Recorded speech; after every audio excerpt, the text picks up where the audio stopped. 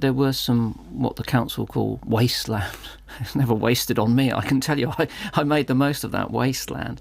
And there I found badgers and foxes and snakes and butterflies and my first hedge sparrow's nest. I remember that very distinctly. I was about 9. That's their hard cheddar. I mean, I'm not telling them to do it. I'm just saying, honestly, what I've done myself. And I'd rather be honest and offend people than lie and seek their approval.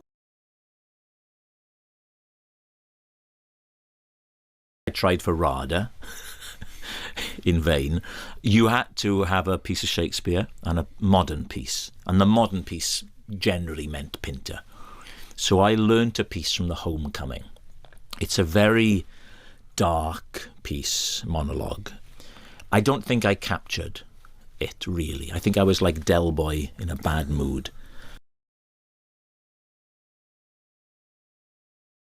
Yes, he was very... I mean, he was very well read, Ian, and also I think that when Bernard and I met him, I think we felt quite yobbish compared to him. But the thing was is that he had a love for music, and he actually educated us very well. I mean, it was Ian, when everybody said we sounded like the Doors, and Bernard and I went, who are the Doors?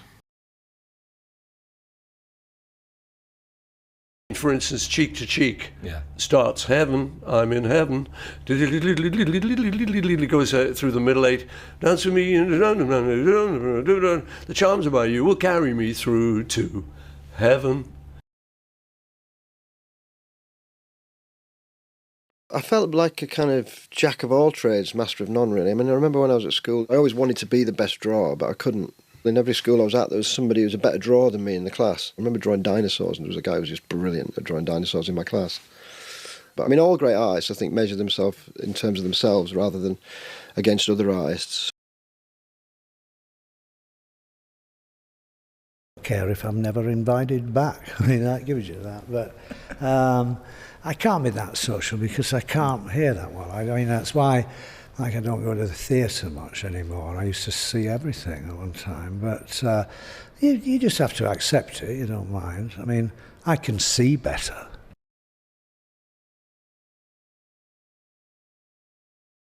I would say Ronnie was, yes. I don't know if it came over, if he came over as dominant, he wouldn't have thought he did. But, of course, he had bigger successes away from the two Ronnies than I had. I mean, Sorry was work, but it didn't work like Porridge. Not much has worked like Porridge. It was a huge success. And I love Open All Hours still, you know.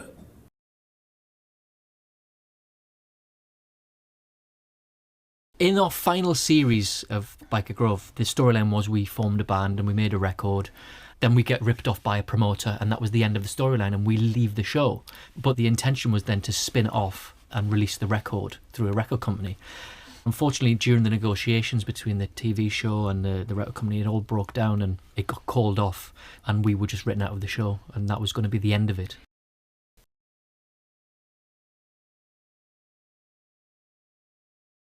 My mum was much quieter and never drank. Never smoked, but was quite funny on the sly, as it were. She had a sort of drier sense of humour. My dad was much broader and louder. So, for example, they used to. My dad used to vote Conservative. He was a working class Conservative. My mum always voted Labour.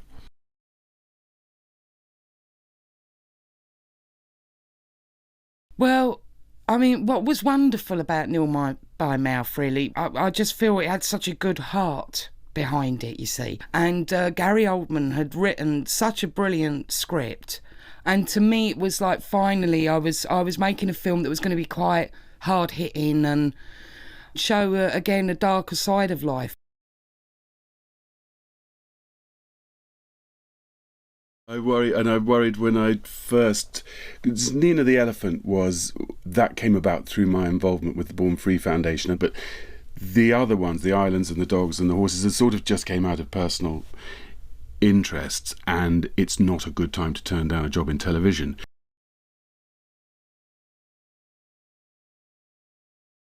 Yeah, it doesn't bother me now, but I think that it did bother me in the 70s. And it did bother me in the 80s when I was doing really good work on television, and I felt that it didn't get the recognition at the time.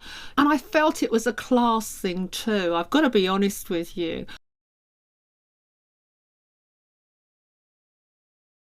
That I was caught one day in the garden smoking. I didn't want to smoke, but I just thought I would.